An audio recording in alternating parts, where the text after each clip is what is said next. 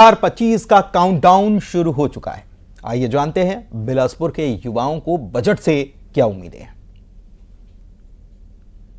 कहा जाता है हम स्वामी विवेकानंद जी के विचारधाराओं में चलने वाले लोग हैं।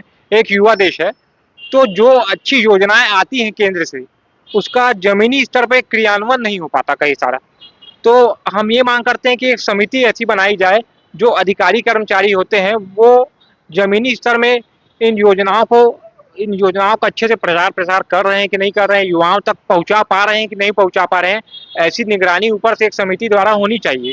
कई कई लोगों को तो पता भी नहीं रहता कि कुछ ऐसे बेनिफिट्स हैं जो उनको दिए जाते हैं, लेकिन इसके बारे में उनको जानकारी नहीं होती है, जिसकी वजह से उसका वो लाभ नहीं उठा पाते हैं। तो जरूरी ये है कि इस विषय में जमीनी स्तर पर काम होना चाहिए, क्रियान्वयन होना चाहिए। 1964 में कोठारी कमेटी बनाया गया था शिक्षा के क्षेत्र में अच्छे काम के लिए, और उनका सुझाव था कि देश की जीडीपी का मिनिमम 6% बजट होना चाहिए शिक्षा में। लेकिन आज हम लोग 2025 में है और हमारे देश का बजट सिर्फ 4% शिक्षा में जाता है। तो हमारा मांग है कि शिक्षा के क्षेत्र में बजट बढ़ना चाहिए, और विकसित प्रदेशों में जितने आईआईटी और सेंट्रल यूनिवर्सिटियां खुलती हैं, उससे ज़्यादा ऐसे प्रदेशों में खुलना चाहिए जहां शिक्षा दर कम है। बिलासपुर जिले में हम रहते हैं। बिलासपुर जिले में बहुत से अभियांत्रिकी कॉलेज है, पॉलिटेक्निक कॉलेज है, आईटीआई कॉलेज है।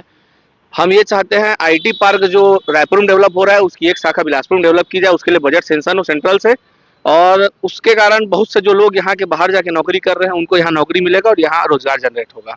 तो उनसे विशेष निवेदन है कि हमारे शहर में स्वास्थ्य का एक विशेष व्यवस्था करें, और निवेदन है कि यहाँ पर इंफ्रास्ट्रक्चर का कुछ विशेष व्यवस्था करें, जिससे लोगों के लिए रोजगार जनरेट हो सके। जिस हिसाब से पुराने पैटर्न में हमारी शिक्षा पद्धति चल रही है, वो शिक्षा पद्धति चेंज होनी चाहिए, और बजट में उसमें टेक्नोलॉजी के माध्यम से, सिलेबस के माध्यम से और काफ़ी सारी चीज़ों को एडवांस तकनीकी के माध्यम से उनको युवाओं को फायदा मिले। युवा चाहते हैं कि एक तो उनका विकास हो, सरकार ध्यान दे, शिक्षा पर ध्यान दे, उनकी नौकरियों पर ध्यान दे। तो जो बजट जो दिया जा रहा है शिक्षाओं पे, उसको बढ़ाना चाहिए, और जो स्टार्टअप्स वगैरह जो फाउंड होते हैं उनके ऊपर ध्यान देना चाहिए सरकार को, कि अगर वो खुद नौकरियां जनरेट नहीं कर पा रही है तो कम से कम वो ऐसी चीज़ों को बढ़ाए जो नौकरियां बना के दे रही है ना।